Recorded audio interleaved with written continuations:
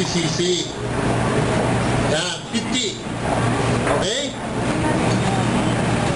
So, sa pagdedemo ko po, marami po ako na-encounter na may mga babae pala na gumagamit pa ng baby diaper kapag sobrang lakas. Tama po ba yun?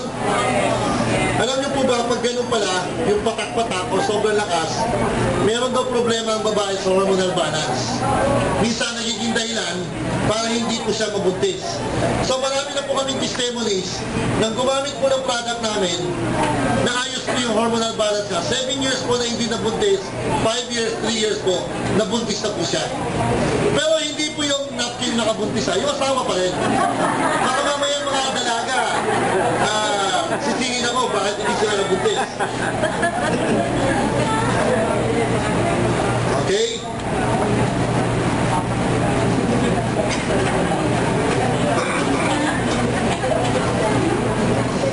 So, 50.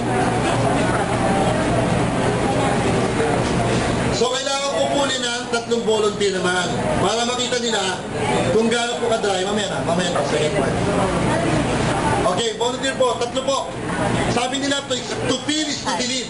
Diba? Sabi ni Thomas, maniniwala ako kapag... Okay. Dito po, dito. Isang kamay dito. Sabay po, 2 kamay. Isang kamay dito. Isang kamay naman dyan. Okay, sabay. Ay!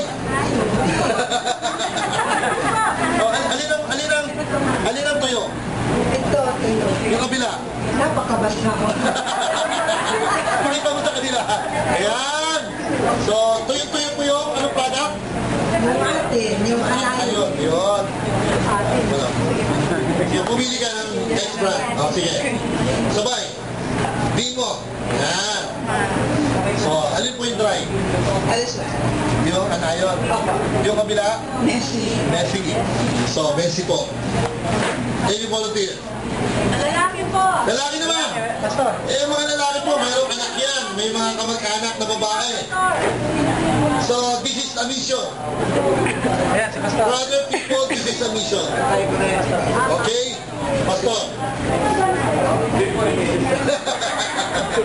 Dito, Pastor. Dito. Yan. Isang kamay po dito. Tapos sa kabilang kan. Okay? Basa. Ito tuyo. Hey, palakpakan po natin si Pastor. Okay, for other people po, para po yung hindi nakahipo, lalagyan ko na lang ng tissue paper.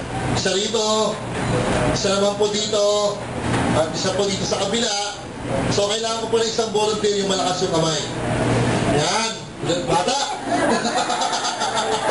Okay, siya. Talusado siya. Anyway, isang kamay dito at isang kamay dito. Diin mo. Okay, grabe. So, tingnan nyo po. Dito po sa kabila.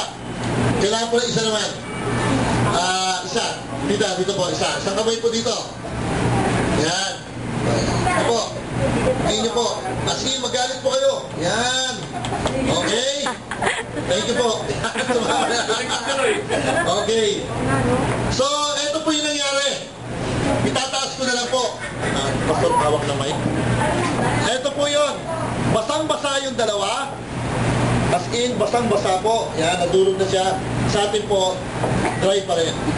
Yan. Palakpakan nyo naman po. Grabe. Bakit po nagkakasakit ang babae? Kasi po yung mga babae, hindi naman nila tinitingnan kung ano po yung materials ng product na ginagamit nila. Tama po ba? Basta bili na lang ang bili. Ngayon po, iimay-imayin natin. Okay? The first layer is...